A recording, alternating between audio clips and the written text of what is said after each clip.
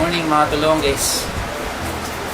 So, gawa tayo ng video natin ngayong araw. Tagal-tagal kaming hindi nakagawa ng video kasi nga napaka-busy namin dalawa ni Mama. Pero ngayon, nagyayaya itong isa. Tsaka ito kasing si Toothless, yung aming motor. Matagal namin itong sinet up para sa mga ganitong klaseng lakad.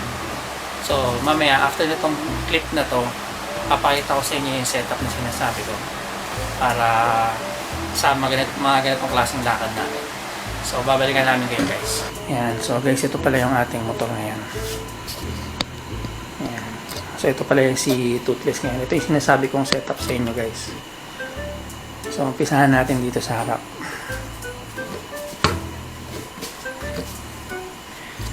Yan. So, alam nyo naman, matagal na to.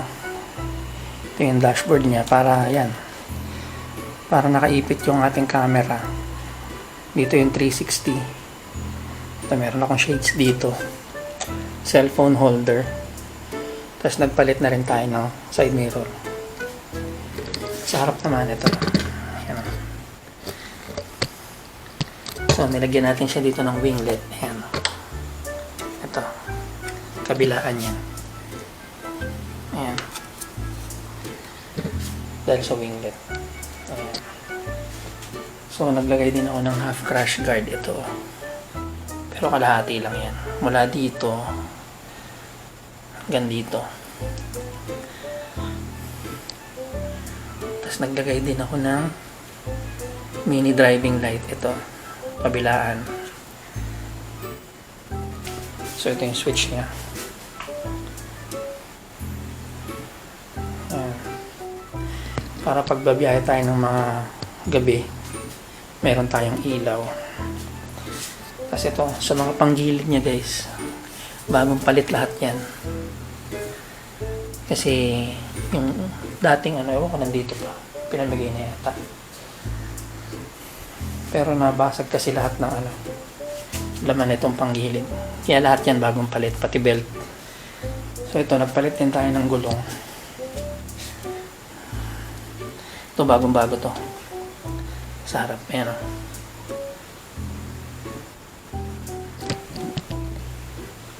Ayan, bagong bago yan guys. Tapos, sa likod, ayan, bagong palit din yung gulong sa likod. Ayan o. Tapos ito, naglagay din tayo nito guys. Ito, malaking tulong to kasi yung ibang gamit namin, pwede namin dito ilagay. Ayan o. So, ayan. Yan yung mga setup namin dito. So, samahan nyo kami guys. Balikan namin kayo mamaya. Okay, so alis na kami.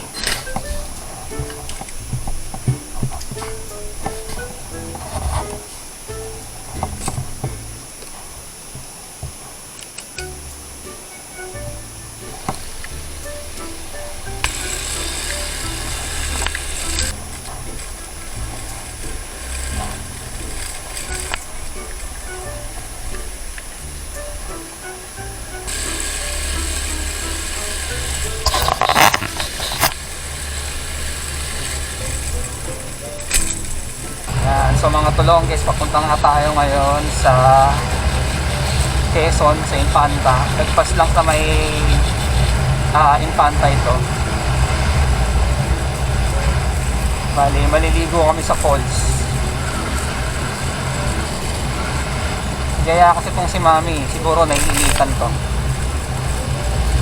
So pangalan ng pupuntahan namin na falls is Lola Haven. Pero sa ngayon, bili muna tayong kape. Time check pala 4:25 na madaling araw guys.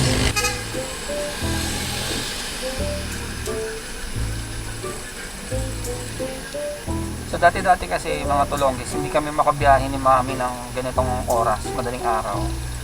Kasi wala kaming mini driving light. So ganito yung tsura niya pag walang mini driving light guys. Ayan o. Eto, maliwanag dito kasi may mga street lights, ayan o. Kaya maliwanag. Pero isipin nyo, yung pupuntahan namin sa Marilaki, walang mga bakanting ilaw doon. So, pag wala kaming mini driving light, hindi hindi talaga kami makabiyahe. Kaya ang ginagawa namin, pagbabiyahe kami pa Infanta, inaantay namin yung alas 5 bago kami umalis. Para pagdating sa may Infanta, hindi na masyadong madilim. So kaya pinaset up ko tong motor natin ng ganito. Para yan, bawa pagdating namin sa Infanta, madilim. Ayan o. Yan. Yan yun naman guys. So maliwanag na yan. Dim pa yan. Ito yung bright niya. Ayan o. Abot hanggang doon sa pinakadulo. Ayan o. Pabiyahe na rin tayo. So guys, babalikan namin kaya pagdating namin doon. Sa pa nga. Yun o. Yun o. Yun o.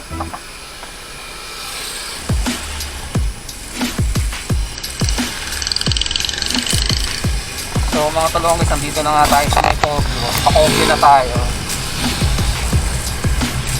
Pag ganitong oras talaga ang biyahe, mabilis siya kasi wala pa sasakyan.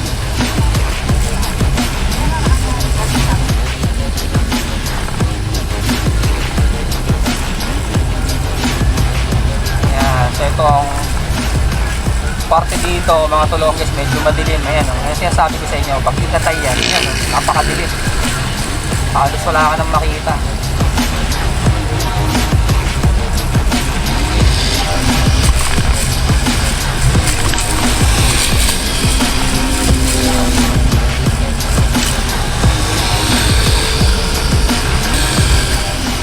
So dito tayo sa Kogyo.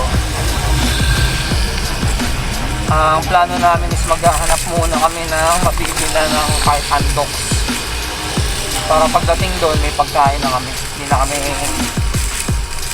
problema kung anong kakainin. So may dala kami ditong kanin saka ulam, pero magdadagdag kami ng manok para hindi kami mabitin.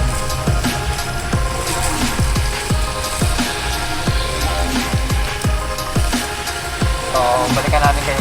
A few moments later.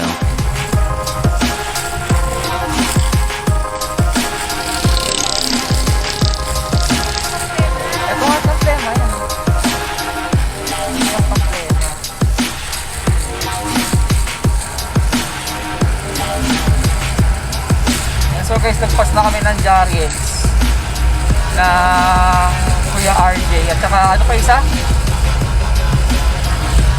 Marquez Bulalo, yan. So ito na yung pababa. Kanina pa ako salita ng salita, patay pala yung mic ko.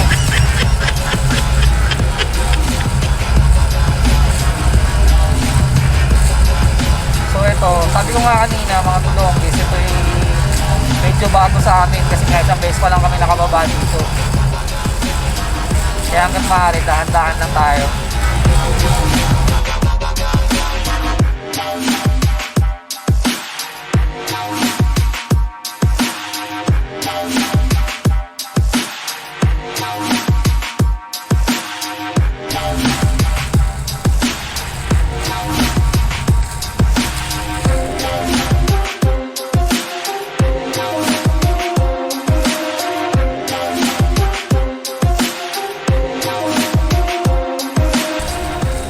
Haba nga ng pababa, kaya pala accident prone sa amin.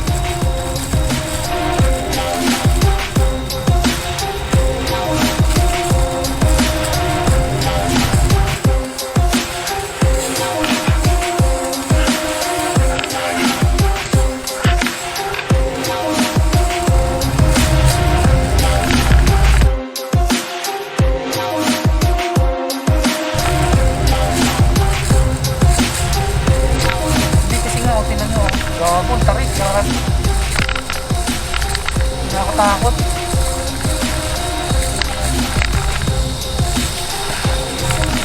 Gago, daming nababangga oh.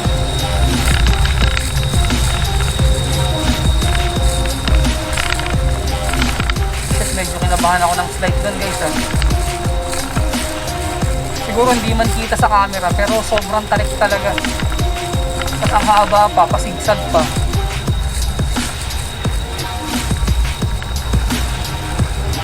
Kaya kanina, nung pababa doon, bago kumurbada, nakalagay, maraming namamatay dito. Yan, so ito. Hindi tayo mabot dito. Sa may kakawayan yun. Ito, hindi na tayo mabot dito.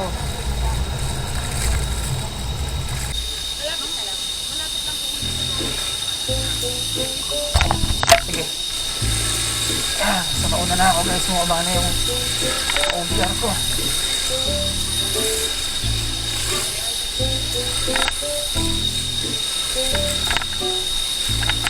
Dito na lang po. Yung mga motor doon. Ayun. May parking pala dito guys. Ayun. Pang motor. Nakakatakot.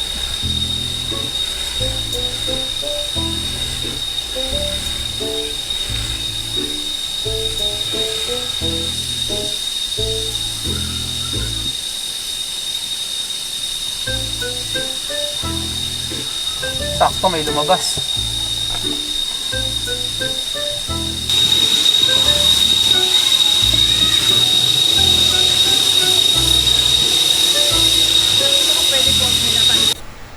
Simula sa parte ng video na to ay pansamantala po natin tatanggalin ang audio ng ilang clips ng video. Ito po ay sa kadahilanan pong sa dami ng tao na nagpunta kami dito ay marami pong nagkakasihan at nagpapatugtog.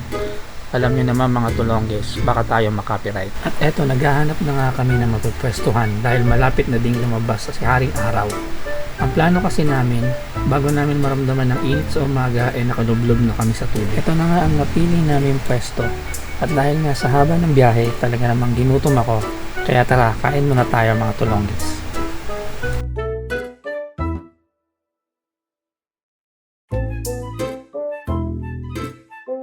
Ngayon, tapos na nga kami kumain mga tulongges. Ngayon, magliligpit na lang to si Mami. Tapos maya maya, swimming na rin kami. At habang nagliligpit nga si Mami ng aming pinagkainan, ay eto, ipapakita ko ang paligid. Simple lang siya mga tulongges, pero dahil sa init ay naghahanap talaga kami ng paliguan na malamig ang tubig pangontra sa mainit na panahon. At dahil hindi ko na mapigil ang aking sarili, eto, bumaba na nga ako kasi talagang init na ang aking pakiramdam. Ayan pasimple pa si Kalbo, pero ang totoo ay napasubo talaga ako sa mga oras na yan dahil para akong naligo sa tubig na puno ng yelo. Ito naman si ate, bibigyan pa ako ng problema. Buti na lang hindi nakatingin ang aking bantay kung hindi Andres Bonifacio talaga ang kalalabasan ko. Aputol, hindi atakbo, apatak, kalamansi, atakbo at tulin. Pero grabe, sobrang lamig talaga dito guys. Try nyo at punta kayo dito habang summer. At maya maya pa nga ay lumublob na nga si Mami. Pero ayaw daw niyang biglayin ng kanyang sarili kasi talaga namang napakalamig ng tubig dito. At sa mga oras na ito ay hinila ko na nga si Mami papunta sa gitna. Kasi sayang naman kung sa isang gilid lang kami ng paliguan tatambay. Dapat i-explore din namin ang buong paliguan at nang sa ganon, masagap natin ang ihi ng ibang naliligo. At dahil nga mukhang mabait si Kalbonatics, meron tayong mga naging kaibigan mula Mandaluyong.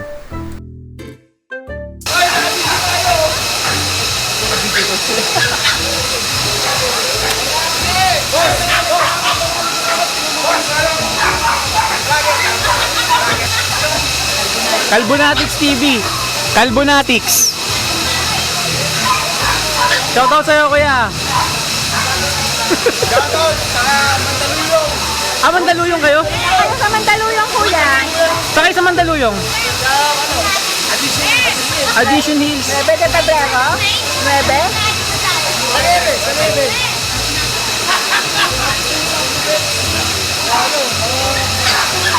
Pabella boy.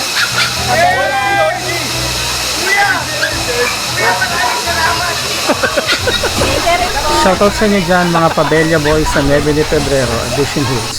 Sana mapanood nyo itong video na to. Yan guys, tapos na tayo. So, pauwi na tayo ngayon.